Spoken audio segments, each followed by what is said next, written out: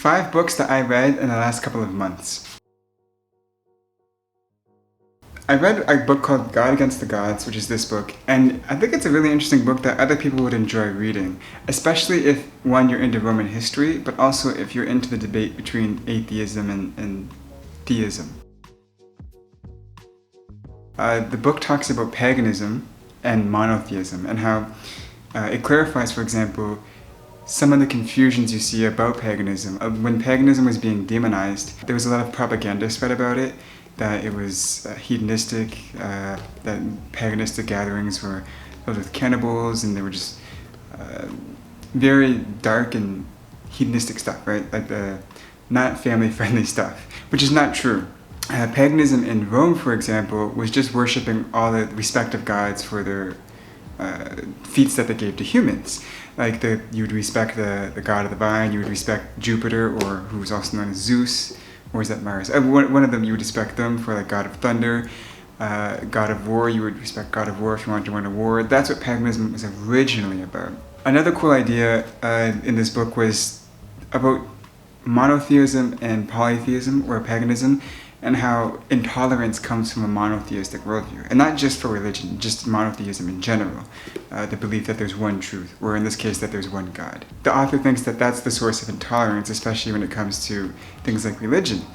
For him, more tolerant people, like the people of Rome, were pagans, people that accepted you for worshipping whatever god you had. And there was different varieties of paganism for him. Like, if you're someone who accepted that maybe you followed one particular religion, but you believed that your particular religion just was one way of characterizing the one true God, right? So you weren't really polytheistic about gods, but you're maybe polytheistic about practices. For him, yeah, polytheism was a great way of bringing tolerance back to our society. Another good idea in this book was to explore the relationship between political instability, or like societal downfall, and religion.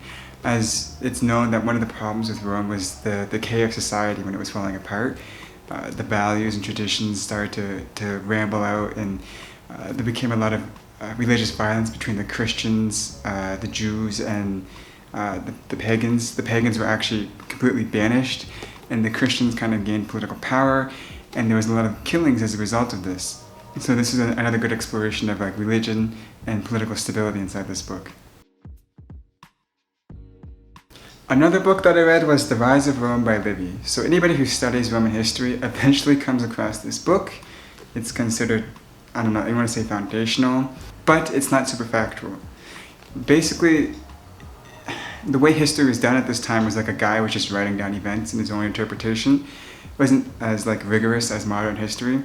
So what happened with this is that a lot of it has been modified by Roman leaders. There's evidence of like the writing style changes drastically around certain events that suggests that it was like propagandized, that Roman leaders were modifying the text to tell their own versions of history. And that happens in this book very early on. So there's that problem. There's also the problem of the Livy actually writing very fantastically to sell more copies of his book or something. I don't know. I don't know why he did that. There's theories of why he did that, but it's more fantastic, which makes it more entertaining. Again, I've said that this book reads like a Game of Thrones episode, and that's really fun. And his writing style is very good, so it's super exciting in that regard, but then it makes you question how factual it is. Some of the stories eventually find like minimal archaeological evidence, which is great, but not a lot of them. So you got to be careful with reading this book. And another downfall of reading this book is that once you read it, if you go and read any Roman mythology book, right? Like I'm now reading a Roman mythology book after this because I wanted to learn about Roman myths. A lot of it's repetition. A lot of the stories are repetition because he tells Roman history very much through the myths that were told about events. And again, that's not going to be factual, but it does make for a lot of entertaining stories. But after that, if you read this book, don't read Roman mythology, because again, a lot of it's going to be rinse and repeat.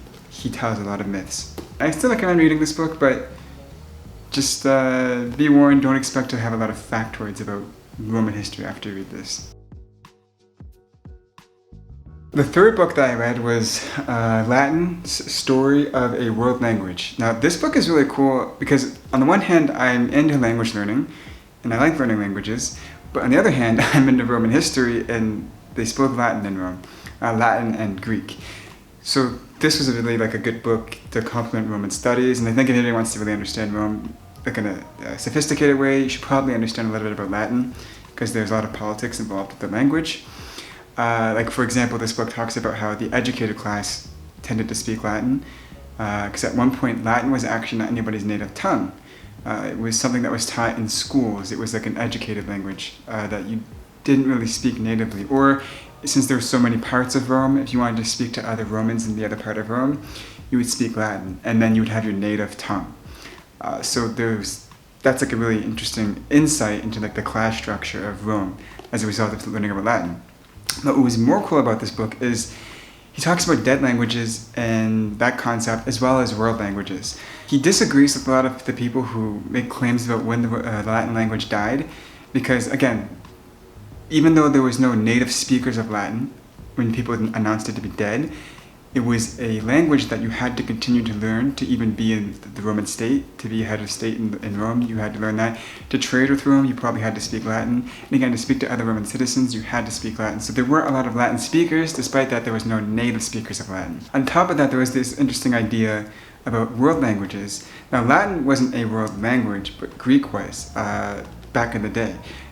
If you wanted to speak to people on an international community, well, you probably would speak Greek. Very many Romans learned Greek. It was considered their language of culture.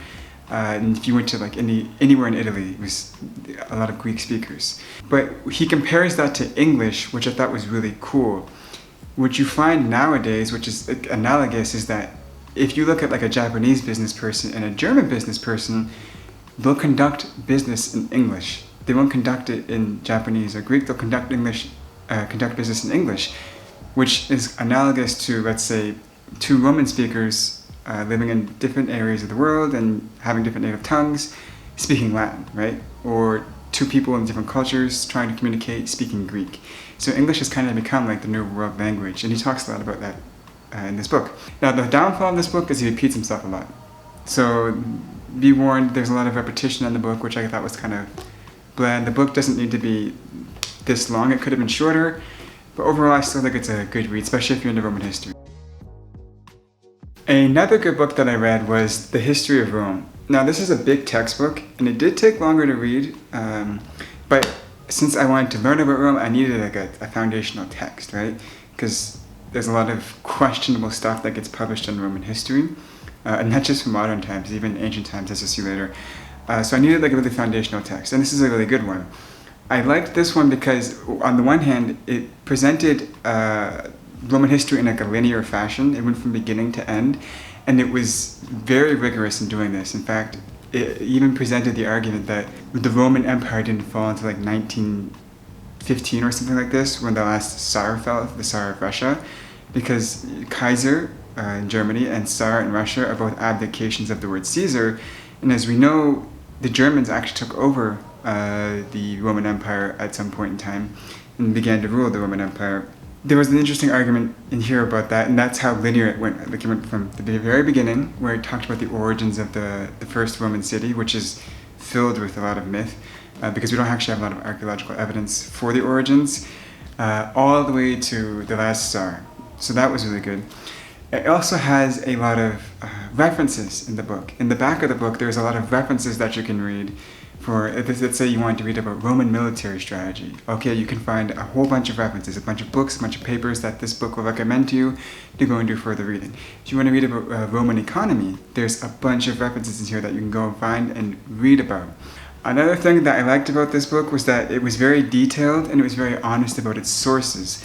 So, for example, there was, again, myths about the origin of Rome, and the author is very clear that there's no Papyri and there's very minimal archaeological evidence that supports some of these origin stories that you're going to find in books like Livy, The Rise of Rome, or I think it's Horace. Horace has his own origin story about the rise of Rome. There's different myths that aren't very well supported, and the author is very honest about the sources he uses to support his claims. So I strongly recommend reading this book as well. Now, the last book I read was Building a Story Brand by Donald Miller. I usually don't read marketing books because they tend to be cliche, generic, lowball. It's kind of like the same with stock books. There's a lot of iffy stock books out there unless you get like a academic source. So for that reason, I tend to stay away from marketing books. However, this book was pretty good for the reasons only of its main idea. So the main idea in this book is that any marketing content should be put in story format. And he gives this kind of under the table kind of explanation of, the brain just interprets stories better.